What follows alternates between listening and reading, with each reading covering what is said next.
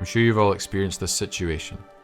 You're scrolling Instagram or YouTube and you come across a cool liquor chop that just gets you excited to play the drums. You put down your phone, you grab your sticks, and you run to your kit. You start working.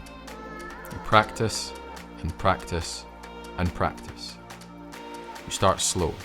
You get faster and faster and faster until eventually you nail it. But then tomorrow comes and you've forgotten everything that you learned. So you start scrolling and the process repeats and repeats and repeats. That stuff is the low-hanging fruit, the easy win. But what I want to show you today is my process for making sure that my practice sticks and that I grow as a drummer. What's happening, guys? Welcome in. Today's lesson is all about taking something you find online from a lesson or on Instagram and making sure that you grow it and turn it into something original, something that is your own. And I just want to talk you through a few steps that I do whenever I find something that just gets me excited to play the drums. Because that's the great thing about social media, is that you jump on there and there's so many amazing drummers and you can learn from all of them. You can pick up a little trick from one person, grab something from another girl, and then you start to create new ideas that maybe you wouldn't have thought of if you stuck to just books or in your own circle of drummers. First, let's start with the pattern we're going to work with today. You've definitely heard it. Like, I guarantee if you went on Instagram, found 10 videos, it will show up somewhere. It's a triplet lick, it's 6 notes long. It's right, left, kick. Really easy, really simple. Those rights are loud, all the lefts are soft, and the kick is nice and strong.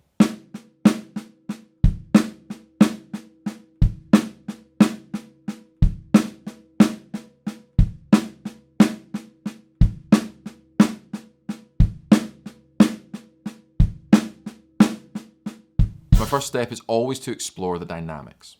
How can I change and move the accents, maybe even just turn the whole pattern up or down and see if it can create a new flavor. Now within this 6-note pattern, there's 3 singles which are really, really key to accenting. So it's really nice if you just accent the first note.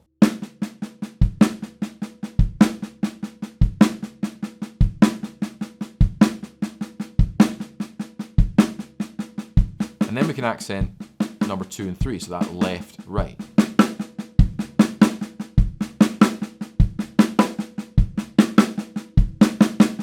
And sometimes it's just nice to pop all 3 accents.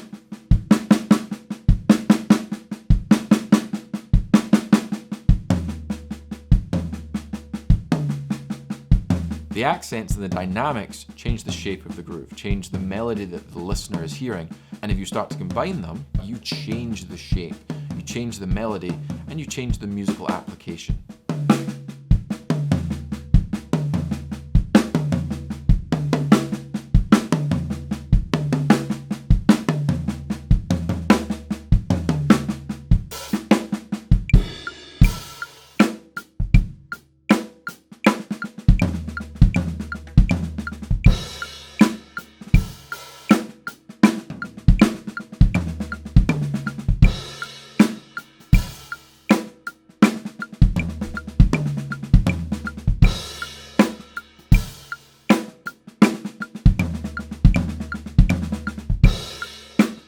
Step 2 is where I change the subdivision.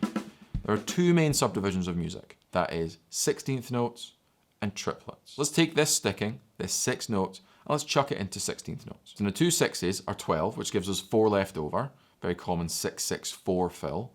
And let's just make the 4 in this case right, left, kick, right, because we're incorporating the kick drum.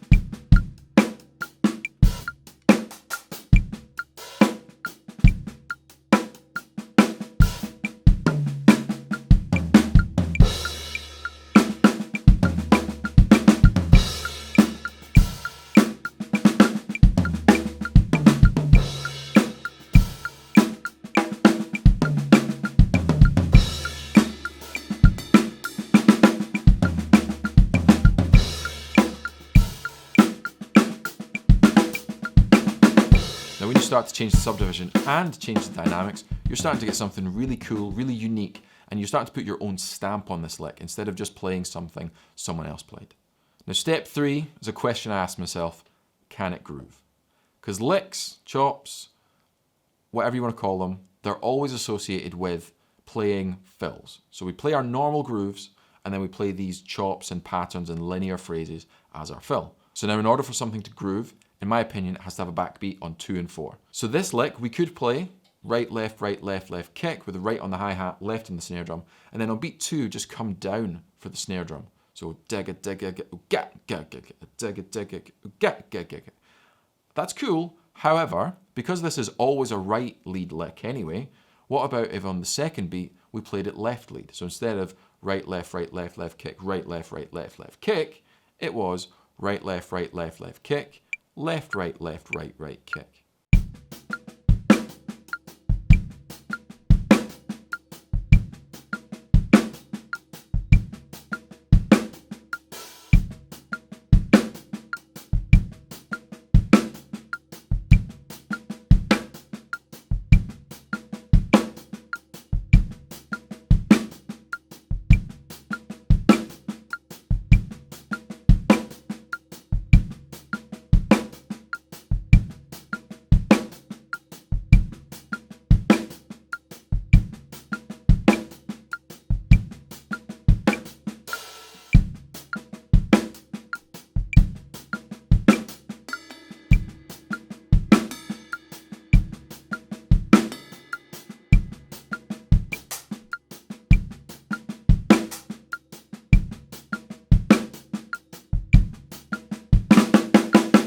So if you chuck in a couple of extra bass drums, you can expand it, you can orchestrate it. It starts to become a pretty sweet groove.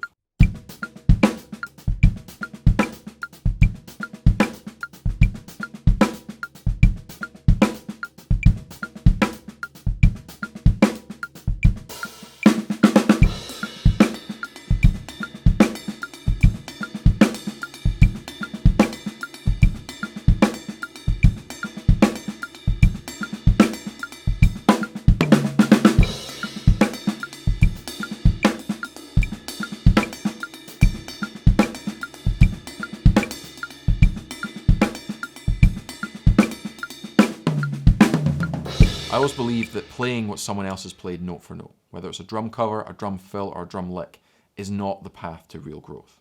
We can use those drummers, whether it's people we find online or your true favourites and your heroes, as creative inspiration and a spark to be different and think differently.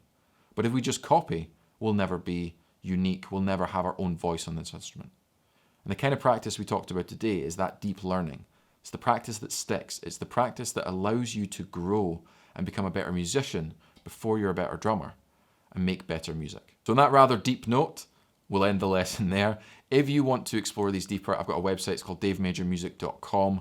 We go deep on concepts like this. It's more about how you can practice better, practice more efficiently, and achieve your uniqueness on this instrument instead of just copying lick after lick. But that'll do for the video. If you enjoyed this lesson, subscribe, hit that notification bell so you don't miss out on the next lesson, and I will see you very soon. Take care, guys. Stay safe and happy drumming.